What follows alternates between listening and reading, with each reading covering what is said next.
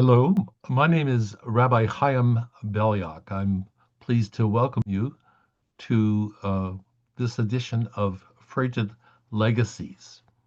This is a program that has been offered by the progressive Jewish community that is supported by Friends of Jewish Renewal in Poland. And we're pleased today to have two guests, which I'll be introducing in a moment, for a conversation about being children of survivors and coming to terms with a part of the Polish Jewish past. Friends of Jewish Renewal has been sponsoring uh, progressive Jewish life in Poland, aiding its development in synagogues, in teaching, in classes, and opportunities for people to connect with Judaism. We've been very active in Poland for over 20 years now. Um, the Freighted Legacies program is a newer addition for the last 5 years. We've offered opportunities for people to learn about the Jewish community of uh, Poland, the history of Jews in Poland, the connection between Poles and Jews. And this is, I think, one of the maybe the second or third opportunity we've had to talk with people about their connection to Poland through their parents and being children of survivors. Um, I'm pleased today to welcome Aron Hirt-Manheimer, who is a friend from long ago and has been an active part of the progressive community in America and was the editor of the Reform Judaism magazine for many years. In addition, uh, Aaron's career has taken him to other interests in journalism and in writing, and has been involved with the editing of uh, a book about Elie Wiesel and a book about the Holocaust in Romania. Um, uh, Aaron's longtime friend is Marty Yura. Um, and Marty and Aron met in Los Angeles. Their parents are from Poland, survivors, and they'll tell you about their parents in a little bit. Marty is a graduate of UCLA, and both of them have studied psychology. Marty served um, for a time as a soldier in the Israeli forces and is now currently living in Atlanta, where he's been for the last 40 years and has worked in tech work as well as with a wonderful process of yoga and meditative teaching. The two have an interesting story to tell us about their lifelong friendship. I want to introduce also uh, our colleague David Cater, who's a member of the board of Friends of Jewish Renewal. And before I do that, I've got to add one hosting duty. If you've joined us, please find the globe at the bottom of your screen and choose to listen to this either on the English channel or the Polish channel, whichever one you're most comfortable with. Um, uh, uh, Dr. David Cater is Emeritus Professor of Law at Arizona State University, active in the Jewish community, teaching in many, many subjects, uh, very active in fostering Holocaust memory, and has himself written quite a bit about his own experiences of parents who were survivors.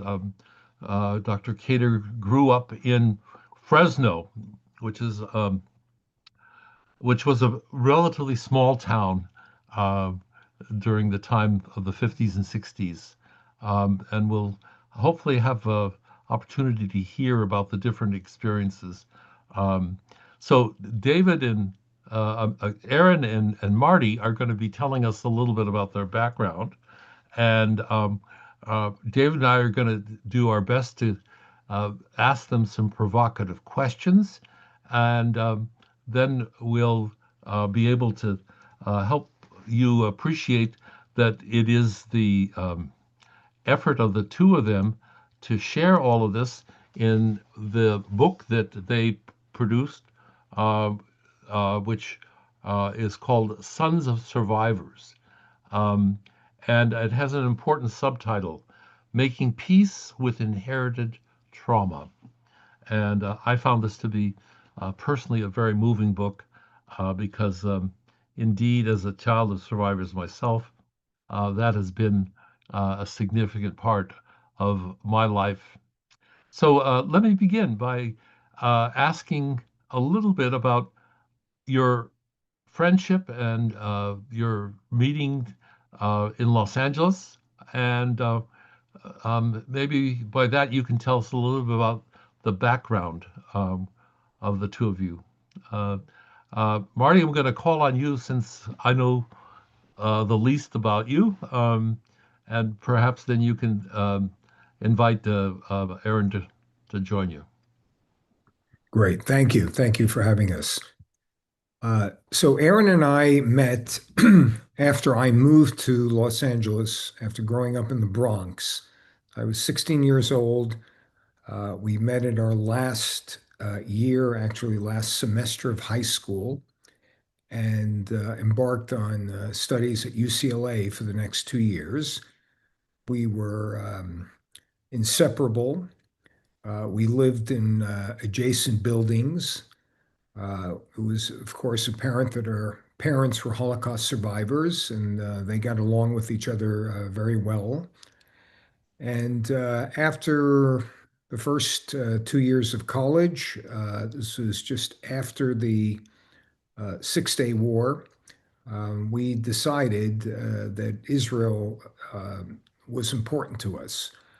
Up in that till that time, we had never discussed anything about our parents' history, despite being obvious that they had shared that portion of their lives in concentration camps. So we spent a year in Israel studying. We came back. We were inspired Zionists, completed our studies the following year. I immigrated almost immediately to Israel, Aron shortly after that. I lived in Israel for another 5 years. I served as an officer in the Israeli Defense Forces for that time, um, returning to LA, continuing my studies, and Aron and I continued to not be in communication for several decades after that. But at some point, a serendipitous event occurred. Aron's daughter and her husband and their toddler were stuck in the Atlanta airport on Christmas Eve. Flights were canceled. Aron reached out to me, or his daughter Mimi did, and we hosted them for the night. And when she got back home, she approached Aron with this question: "How come you two don't get together more? Everything's the same. Their homes are the same. The tchotchkes are the same. The warmth of their and love of their families are the same." And that prompted an occasion for us to resume our friendship. And up to that point, I'm going to now turn it over to Aron because things progressed differently from there. But go for it. So it wasn't until we reunited after that Atlanta incident that we began to think about and broach the subject of the Holocaust and our roots. And it was only then that we discovered that both our fathers were Auschwitz prisoners. Both our mothers were in slave labor camps, part of the Gross Rosen complex. And that surprisingly, that we were both conceived in the same displaced persons camp. Feldafing in the US occupied zone of Germany. So once we started talking about it a little bit, um, something happened. Marty read a book that impacted him that would eventually lead to doing our book. Marty, you want to say something about that?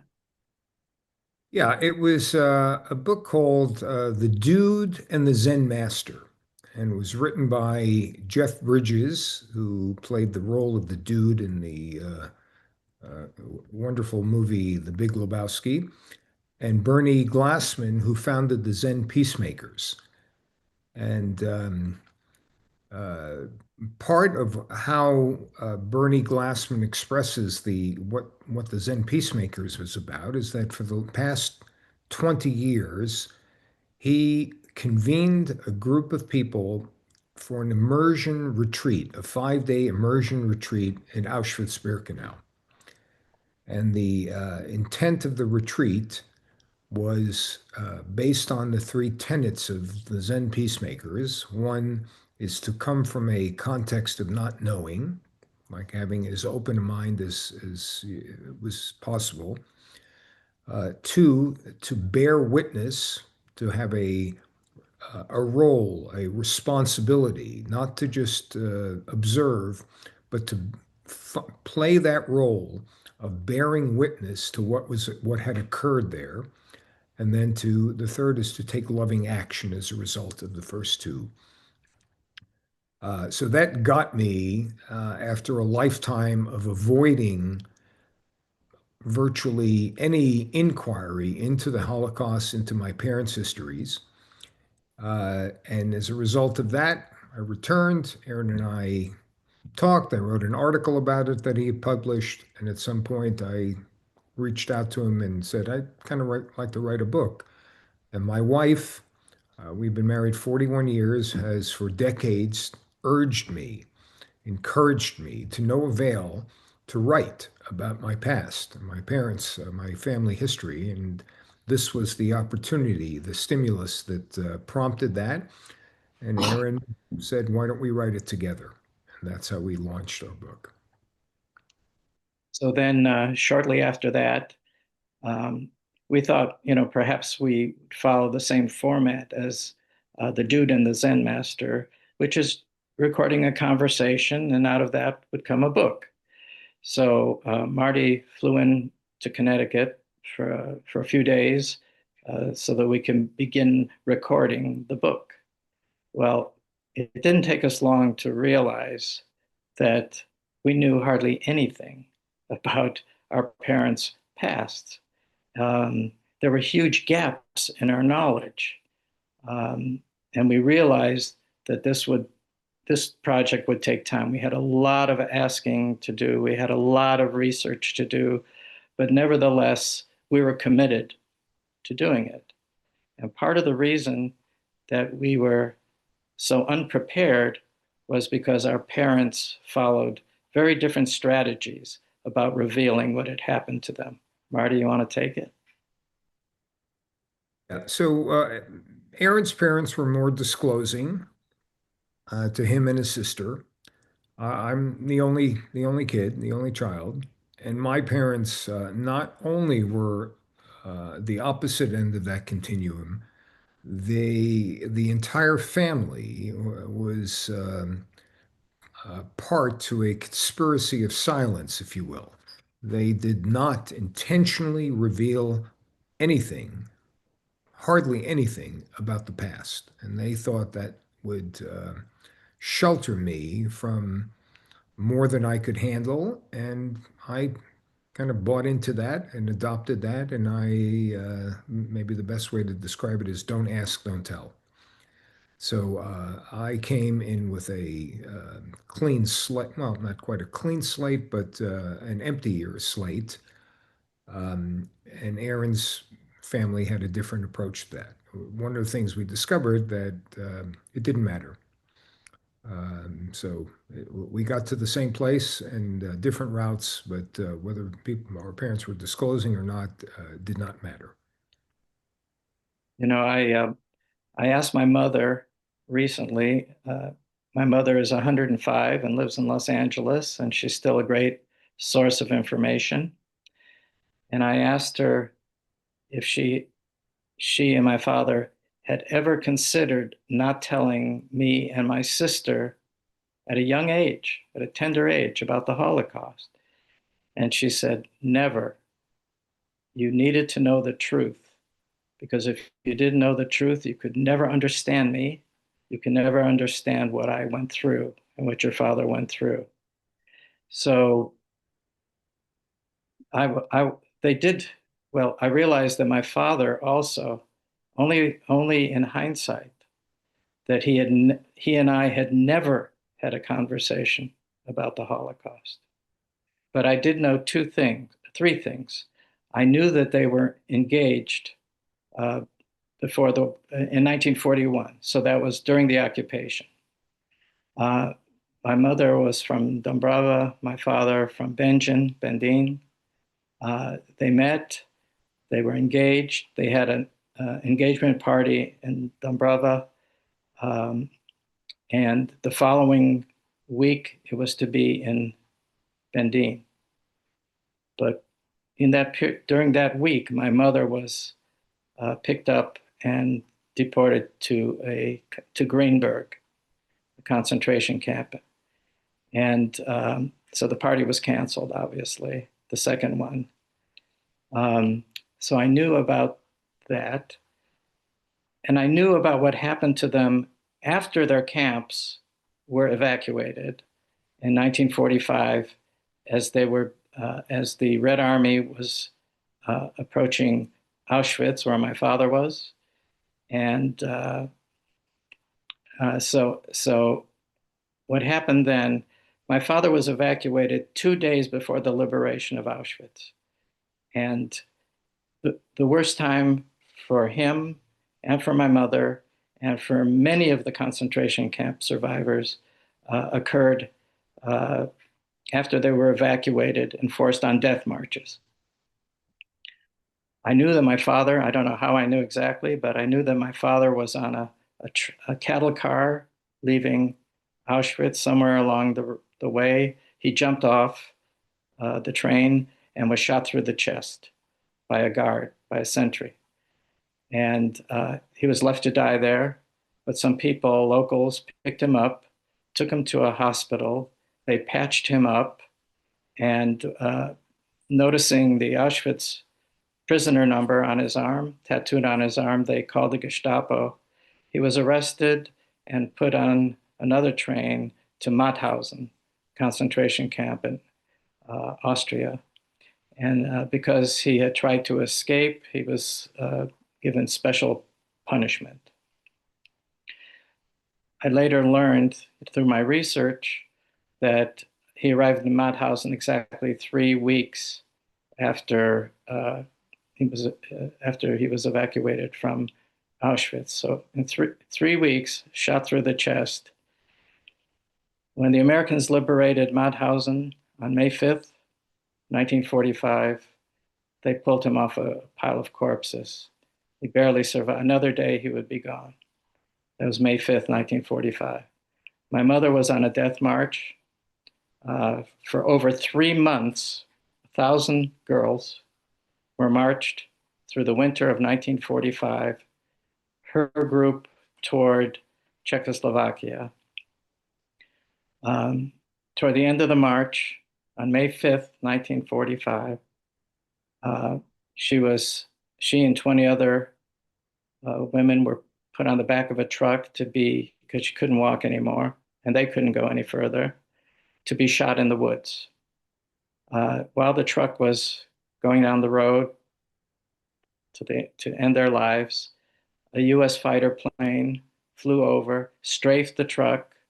The 2 German women guards were hit and injured.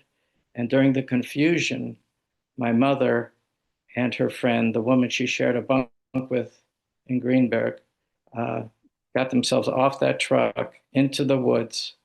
And that was the end of the war for them. And think about it, Hitler was already dead and they were still marching and killing these girls. So the same day they were liberated in different parts of Europe. They found each other after the war. Um, they were married in Feldafing in 1947. So it took 6 years from their engagement to their being married. And I was born a year later and in Feldafing. And then in 1951, when I was 3 years old, we immigrated to the United States. Uh, so Aron, that go ahead. no, I'm finished with that segment, and I could keep going and tell you the whole book, but you know, so how our parents met is at the beginning of the book. How we met is at the prologue. How our, the book is composed of alternating stories. I tell a story, and Marty tells a story throughout the entire book, and it goes through our youth and our lives, uh, everything that happened to us. Through our lives and with lots of stories. And uh, running through it is we, how trauma was part of the mix. But we can get more into that later. And I welcome your questions. I've got a question, and I'm inviting David Cater to join us whenever he's ready as well. Uh, I'm struck by the fact that we began with the question of what were we told as kids and how little we knew.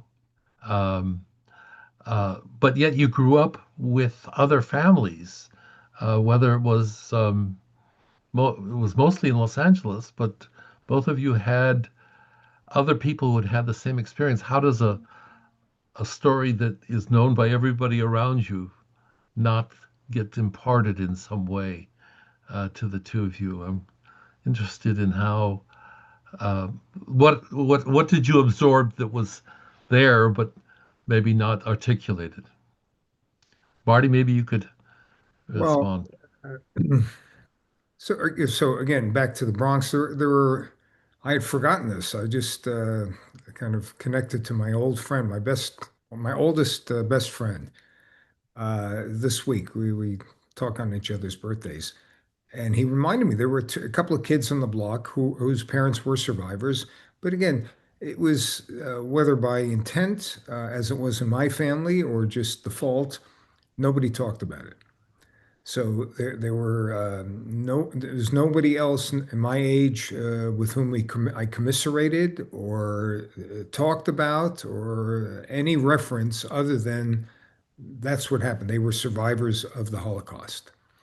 And I think we encountered that as well, being older and going through school. It was just, we didn't go down that tunnel. So the general background was apparent, uh, details were absent. But one thing that you point out, um, the Yiddish-speaking survivor community was a very tight-knit community, and part of the reason is uh, other people didn't understand us. We were the green, and American Jews who were not immigrants and refugees were the Americana. And the Americana had generally little interest in hearing the stories of the survivors. In fact, the survivors were maybe considered kind of damaged goods, uh, even worse, suspected of possibly having done some immoral, shameful things in order to survive. So there was a bit of suspicion. And on top of that, perhaps there was some guilt on the part of the American Jewish community, which did so little to fight the policy of the Roosevelt administration's policy of not allowing Jews in to the country to escape almost certain death. So uh, we were kind of left on our own. Self-help groups, uh, almost all our friends were my friends were children of survivors. even at my 70th birthday party that Marty attended, um, I only realized, and I invited my best friends, maybe 6 guys who had had a big influence on my life. All but one of them had at least one parent in Auschwitz. So that was pretty amazing to me to think about. It's something that had never occurred to me, but it's just that we were part of this almost closed community that really shaped us in ways that maybe we didn't understand. So whether, as Marty said earlier, whether these things were spoken or unspoken, there was a powerful presence, an undercurrent of who we are that impacted us, influenced our decisions about our own identity, about our relationships, about who we would trust. I remember as a child, that may be longer, I had this very high standard of trust for a non-Jew, for a Gentile. Would they hide me in their basement if things got really bad? So there's an assumption that things at some point could get really bad. That's part of the trauma. And so it's understandable that people who have similar backgrounds, similar fears, would stick together. And that's how it was. Maybe, David, yes, Rabbi, maybe I could press on this point a little bit more because I think it is utterly fundamental. But before doing so, I want to thank you both for the book and for your willingness to take this time to talk with us, and especially a mighty congratulations, if that's the right word, to your mother for her long and I hope good life of 105. I'm in the high holiday season. I'm so taken by that. The question I have is this inherited trauma phrase. There is obviously, and I think you both have spoken to this indirectly so far this morning here in Arizona, there's a gap between substantive knowledge, of which you provided us some, of what happened, literally what happened to one's parents, and the realization, even as very young kids, that there's something different here. Beyond the word survivor, there's something different. And so the way I shared this with Rabbi Haim before is that there's somehow a nonverbal communication of the Shoah. It's somehow the trauma, not the information, but the reality of, I don't know what other word to use, of this trauma is somehow, to use the subtitle, inherited. And I'm not talking now about any genetic inheritance. I'm talking about some kind of communication that conveys to you the trauma that lingers and lives on, that you have to then deal with as adults and certainly as we get to our senior ages. So without me going on and belaboring the point too much more, the question really is, do you have memories, early memories as a 3, 4, 5, 6-year-old that conveyed to you only in retrospect maybe this transmission of the trauma, but it wasn't verbal. It wasn't telling a story, the disclosure of information about your parents' lives, but that you knew that something horrible happened and that you were essentially absorbing it non-verbally. And may I tell you a story that I think speaks to what you're saying? Please. Um, through a series of events, very mysterious events, I too had never planned to go to Poland, to my father's town, my mother's town, to Auschwitz. But I was at a bar mitzvah party in Philadelphia, and 2 men came up to me and they said, "We were just in Bendine, and saw your father's house where your family lived. Uh, they pulled up their sleeves and showed me their Auschwitz numbers as if they had to prove anything, that they were the real thing. And they asked me, do you ever plan to go there? And uh, I said, not really. But then I saw how disappointed they were. And I said, well, maybe it's possible. Uh, so please make me a little map of where that house is. So one of them took out their business card and he wrote a little map. They lived right next to the train station. So the house right next to the station, you can't miss it. Okay, I put it in my wallet. 2 or 3 weeks later, I get a call from an Jewish advertising agency. They're sponsoring a Jewish tour of Poland because Poland was interested in Jewish tourism. It was shortly after the end of communism. And I said, would you like to go? Because I was the editor of the largest Jewish publication, Reform Judaism. And I said, only if it includes a stop in Benjamin. And I'll get back to you. They get back to me and said, yes, it's very close to Auschwitz. We're going to the Auschwitz Memorial, so we'll stop in Bending. So we get there, the van arrives, and right away I see the train station, and right away I see the building. And I get out and I take some pictures, and nothing is really happening emotionally. It's just the building, I'm not relating to this place. Well, then we take a little walk. I think it's Malakovsky Street, the main street.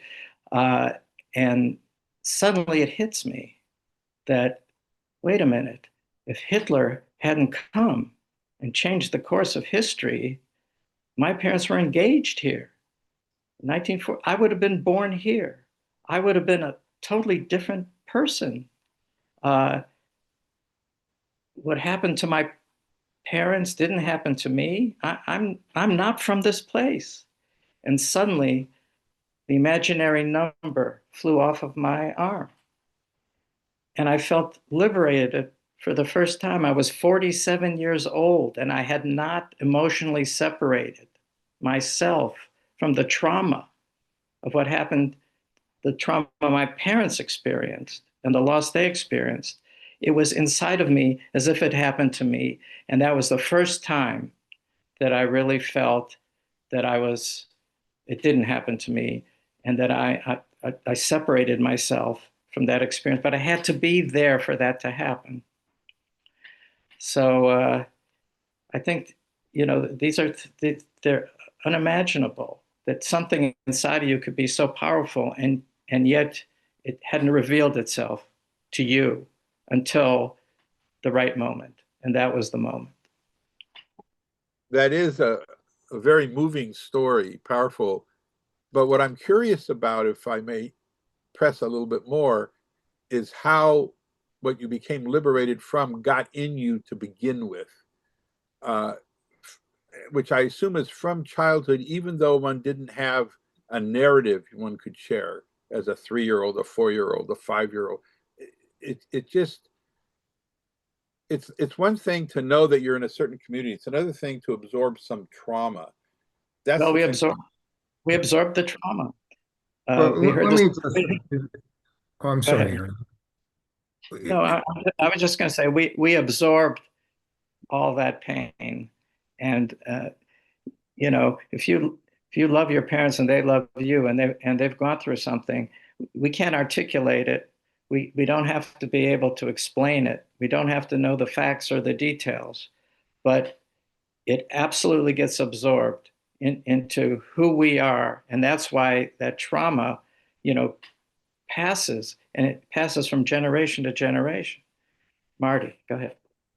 The narrative is ancillary to what we're talking about, to the trauma. So it maybe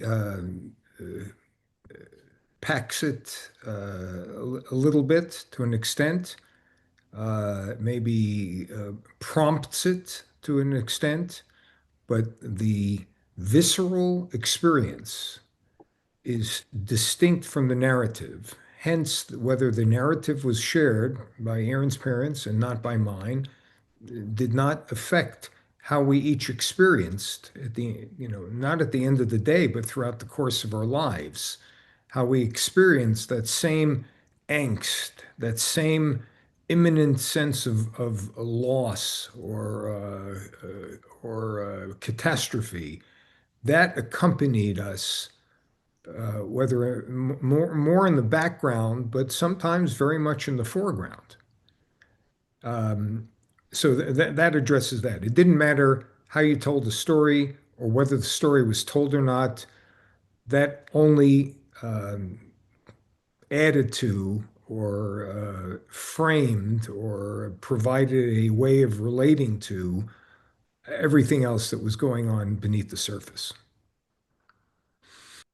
I'll just share with you in the notes in chat somebody that Aron, I believe, knows and we know from Richard Cohen shared with us the reference to the new research on epigenetics as a transmitter of trauma.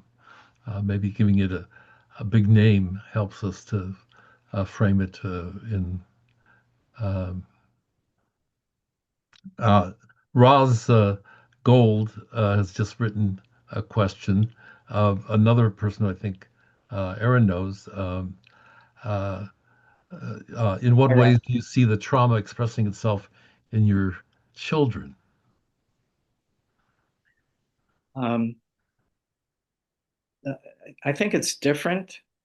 Well, each child is different. My daughter, we interviewed our children, my three and Marty's three, for the book, asking them that question: what was it like being the child of second generation? And my daughter, Mimi, the one who met Marty in Atlanta, she said, I don't think of myself as third generation. I think of myself as second generation, just like you, because I react to everything in the way I understand you react to everything. So that was basically her understanding. One of my sons said, it's just miraculous that your parents survived, found each other, you were born, and I was born, and I believe there's a guardian angel looking over our family and just focusing on the survival. And he said, I don't believe in that we're victims. I believe that this was a victory. This is a victory of our family over hate. All my kids and all my grandkids are in awe of my mother. They all feel tremendous pride in being generations removed from ground zero. And they totally accept that they are in this line and to bear witness and to have this responsibility, and have done it, and totally they're all have a lot of menschlichkeit and love, and all that has come down from generation to generation. We're very fortunate that way because, talking about trauma, Marty and I received greater measures of love than, we feel it outweighed the trauma. There are other children of survivors, unfortunately, whose parents, did not look forward, and just, our parents had a lot of pain and suffering. There's no question about it. But they really chose life, and they really chose love, and they chose to look forward and not backward. And what they gave us was very precious. And that's why I think Marty and I felt empowered. Trauma does not necessarily mean it hurts you. It could also help you. It's how if you accept it as this is what it is, this is who I am, and now what do I do with it to make a better life? So that's where we're coming from. it's a long answer, Raj, but Um, all our I wonder if you talk about your children. Um, We share that, I think, the two of us. Uh, and part of the outcomes of those interviews are we did describe in the book.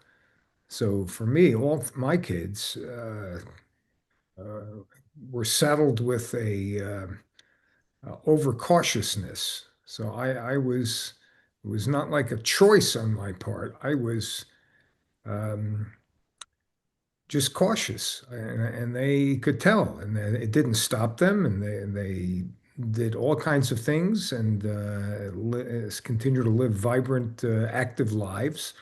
But they were clear that I was in the background, aware, certainly, and perhaps even fearful of some calamity, of some imglick that lurks out there.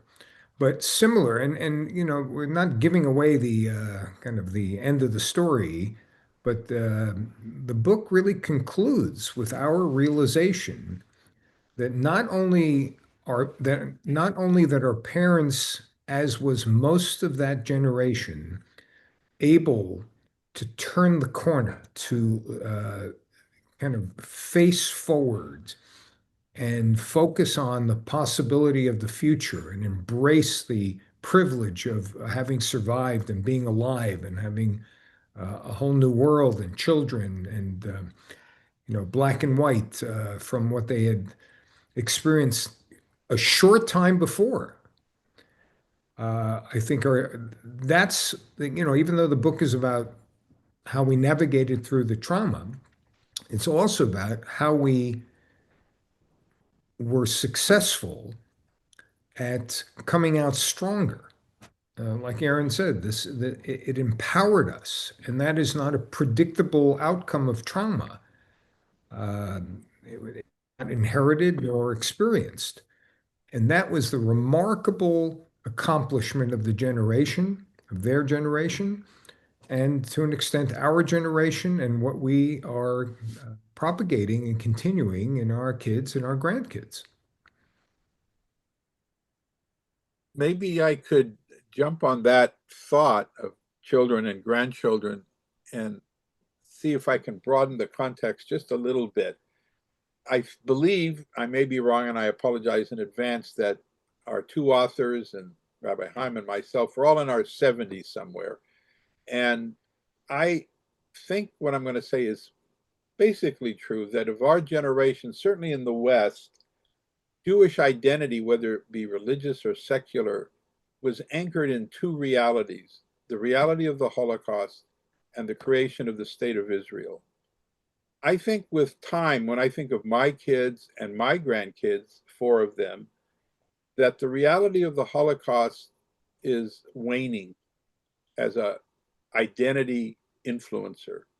And the state of Israel, certainly if we want to talk about contemporary affairs, but for a number of years, has also been marginalized. How many have gone? How many visit? I and my father went, and I've been there 3 or 4 times, but what about children, grandchildren, so forth? So the question I guess I have is this legacy, the other part of your subtitle, which is so wonderful. How does it, I suppose, thrive going forward with these two identity anchors becoming marginalized? That's a good I question. I think. if Go if ahead, I Mark. could just amplify the question a little bit, I actually am experiencing uh, that given the events since October 7th, in a way, the question of Holocaust background um, and the importance of the State of Israel have shifted. Um, um, and I'm wondering if you can incorporate how our contemporary moment has also influenced uh, uh, these two anchors. Well, so let me give myself as an example. So I immigrated to Israel in 1970. It was, and decided, I kind of got myself drafted. Uh, One of the easier choices of my life at the time. You know, I could have been a poster boy for Zionism. So 50 years since I've left Israel. It's not the same place. So what the anchors that you're referring to, David, those benchmarks of modern Jewish history. And so I'm not offering a solution here. I'm in as much of a dilemma as anybody else. But if you look on a continuum where I was 55 years ago, where I am now, not only is Israel different, I'm totally different. I'm at the other end of the continuum. And I suspect that that may be a trend given the last 2 years. And I don't know how it's going to play out. So that's a big question. I think our generation, our kids, and I don't know about our grandkids. I don't know. And that's to an extent, not a totally existential question or issue, but to an extent, it is an existential issue of how do we relate to the world, given that those two anchors have shifted, or at least one of them has shifted, and it's tainted the earlier one. Aron? I would just say, as we move away from, we're 80 years out from the end of World War II. It's quite amazing that there is so much interest in the world and in the Jewish community, interest in the Holocaust. I think I saw a study not long ago that it's what do Jews identify with, most, and it's like almost at the very top. Jews identify with remembering the Holocaust as part of their Jewish identity, more than spirituality, more than social action. It is an anchor still. I don't know how long it will be, but it is an anchor, just as every major event in Jewish history is still an anchor. We don't forget the catastrophes that have happened. They become part of who we are. They're incorporated into our ritual, into our calendar. So there's really no telling, how much that's going to continue to be a focus of Jewish identity. Israel as well. We're going through a very rough time, obviously, where many people are vilifying Israel, and it's very painful for us, and it's not just attacking the government; it's attacking the existence of Israel. So these are challenges, but with all that happening, and all the increase in anti-Semitism, and I live in this little town in Richfield, Connecticut, and our congregation is booming. Our preschool and our congregation, all the grades, like, we can't get enough teachers. There's so many students, so many families joining. All my kids are part. I've got 2 granddaughters becoming bat mitzvah next week. So some things are counterintuitive. When you think people are going to run away and hide, they're coming forward and affirming, even though there are 3 police cars outside the synagogue. It's not keeping them away, not keeping us away. So, when Marty says that we just don't know, but some things are counterintuitive. And we can't assume that as we get further away from the Holocaust, that the Holocaust will not retain its significance and importance. People may relate to it differently. Certainly, second generation does from those who were in it, and the third generation from us, and the fourth generation, we don't know. We just don't know because we cannot predict the future. I want to bring in a voice, another question, which you've been answering, Aaron, but it I think, comports with my own experience as well. The question actually comes from a longtime friend of mine who traveled with me in 1967 when we both went to save the Jewish people. I did that by fighting the Battle of the Chicken Coop at Kibbutz Matsuba. Um, and Sissy Lax was part of the group uh, that came, that was with me. She asks, um, how does your Jewishness connect at this moment? Um, how do you practice? What do you believe? How does it contrast or cohere with what your parents believe? Um, and I think that's a important note for us to um reflect on. I would add, just because I'm asking the question, and I'm going to answer it a little bit in traditional Jewish practice. Um, these events since October 7th have made me more Jewish. Um, and I think they've forced me to think about the sustaining continuity that Judaism has provided.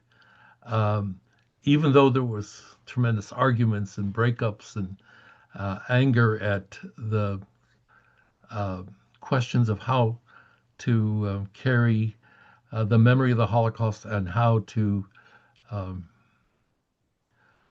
reflect on the state of Israel and its government, and uh, uh, the these two anchors remain, even though they the force of what they mean has shifted, and Judaism remains the the theme that connects the two more than I understood at any other time. I'm going to open it up to you, Marty, and Aaron, to reflect on that. I noticed that you taught Sunday school. I did when my kids were younger, and it surprised me, and it surprises me that I did that now as much as it may surprise you. But I did do that, and it started with an invitation from the rabbi at the temple in Atlanta because I thought I had something to contribute. And the main topic of the curriculum, the sixth grade curriculum at the time, was the Holocaust. So I did that. Uh, I don't know how well I did it. I don't know what the outcomes have been. I taught 5 years, a few different grades. Um, but I have to say now, given what you said, Rabbi, it's not, the last 2 years have not made me feel more Jewish. I think this going into our pasts has reinforced that for me. But I have uh, not quite solid ground to stand on here. There's a great quote that says, when you've come to the end of all the light you've known and you're faced with total darkness, having faith is knowing that one of two things shall occur. Either you'll be left with solid ground to stand on, or you'll be taught to fly. And I think it's at that point of having faith without holding on to anything concrete, without having certainty, but there is a trust I have in that. So if anything, I'm not. It's not about giving up, despite my political appetite. It is still holding on to that faith. And that quote, by the way, is from Edward Teller, the father of the hydrogen bomb. So I hold with that. How it'll play out, you know, it's more than I can chew on. uh, as far as where we are in the trajectory of Judaism in life in the world. Thank you. Thank you. Aron? For me, the center of Jewish practice is our Shabbat table. Every Friday night, my family, the grandchildren, children, we gather. We have a fresh baked challah, light the candles, and and celebrate Shabbat together. It's not so much the synagogue, though we very much support the synagogue and are involved in many ways. For me, what's important, I think the key to this whole thing is to feel commanded. It's something inside of you, that still soft voice, that Pintele Yid, the eternal light that's inside of you, or something, in my case, it's the saving remnant in the DP camps who wanted to devote their last strength to tikkun olam, to making a better world. And for me, I feel commanded to carry on that message.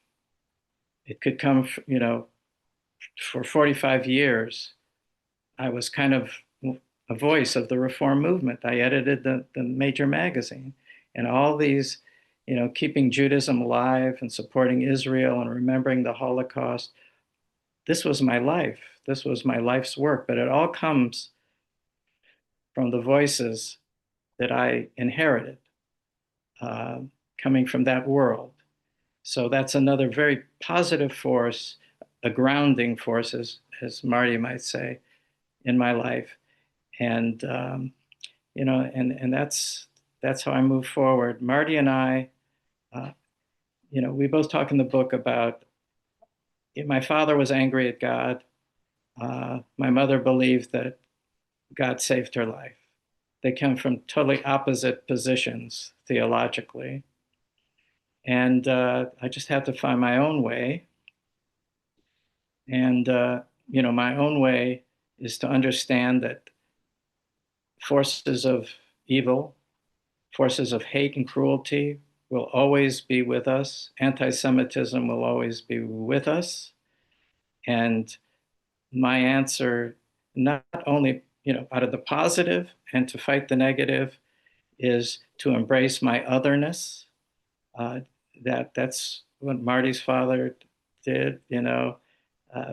He writes in the book that Marty asked him the question, what would you have done during the Inquisition if they were going to burn you alive, or, to denounce your Judaism? And he said, let them. And that's it. We are Jewish, regardless of what we believe, all these influences. We are that saving remnant. Every Jew alive today is part of the saving remnant, because this is not, the Holocaust is not the only trauma. Our people have gone through so many traumas. Most Jews, when given the opportunity throughout history, have found the exit door and left. It's the few who continue this journey, and we are among those few, and that is what we believe and hopefully convey to our children, and to keep alive the message of Judaism and the message of our ancestors. Thank you, Aron. Marty, I'm going to invite you in a moment to give a last word, and I'm going to invite David, if you'd like to add a word. We had many, many, many things that we thought would take us in directions in this conversation. I'm very moved by the book, and it is I think, a profound invitation at this particular time to hear your voices. It is a contribution to help us, other children of survivors, but Jews across the board, to hear the different directions and complexities of your life. David, would you like to add a concluding remark? Well, I want to just express my gratitude, both Marty and Aron, for undertaking this project. It couldn't have been easy, but you have given us all a great gift. And I must say, hearing Marty's remarks and then Aron's in response to Rabbi Haim's question about how things go forward, it reminded me of my law study where I'd read a majority opinion and agree with it, and then read the dissenting opinion and agree with it. I think both of your thoughts are in my head before you even spoke them. In other words, I'm both a skeptic and a believer. And so maybe that's the nature of the wrestling that is our fate. But so thank you both. Thank you. I have to say, Rabbi, one last thing. This morning, my wife told me this is a good time for you to have written this book. So this conversation validates that. Thank you. Thank you for sharing with us today the story of your friendship and the lives of your family. We hope that you will find many readers, and I consider this opportunity to have an initial conversation. I had meant to reveal at some point that Aron's mother and my mother were on the same death march, and that they were liberated together. Many other coincidences, including the fact that recently I was in Poland, and I was given a book about my mother's town, which will be one of our conversations. This book is now in Polish, so we are planning to make sure it's translated. It's an 800-page book put together by a man named Krzysztof Kocjan, who has documented the history of every Jew that was alive in this little town in 1939.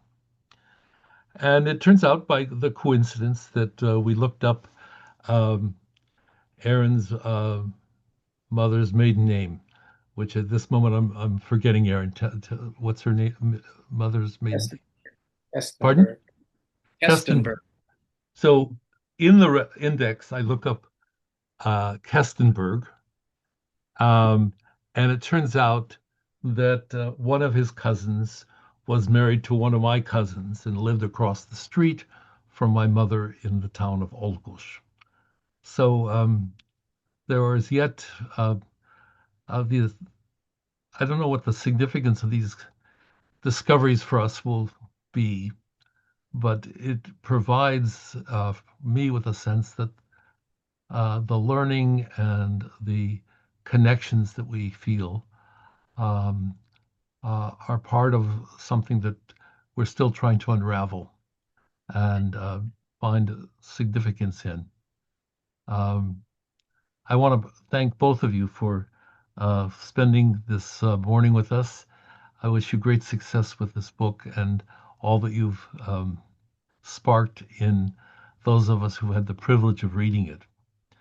I want to mention to our audience that we want to thank Dominika Zakarszewska, who has been mastering the electronics and so forth. Marek Józowski, who is the former president of Beit Warszawa and Beit Polska, the progressive Jewish community in Poland. Marjana Szymanska, who has been a faithful member of our community, active in translating and bringing this to the Polish audience. I'll be interested to hear how people viewing this in Poland will react to this particular conversation. And I want to thank all of you. I want to remind you that on November 9th, Freighted Legacies will welcome back Dr. Joanna Michlitz, who's a social and cultural historian And the topic of her conversation is going to be the question of Eastern European memory and the politics after the Cold War, from 1989 to 2025. This topic is uh, something that she's been pursuing in her research. Um, much of her research talks about the fate of children and the fate of families after the Holocaust, but she's also presented an important intellectual connection to what has gone on in Poland as well. And we look forward to welcoming her back for the second or third time to speak to us in our Freighted Legacy series. Again, Aron, and it was good to see you after so many years, and Marty, to meet you. And I want to thank our audience and wish everyone a Chag Sameach as we enter what may be a season of joy on many levels. And we would love to experience that, um, not only for ourselves, but for others as well. Chag Sameach, and thank you all.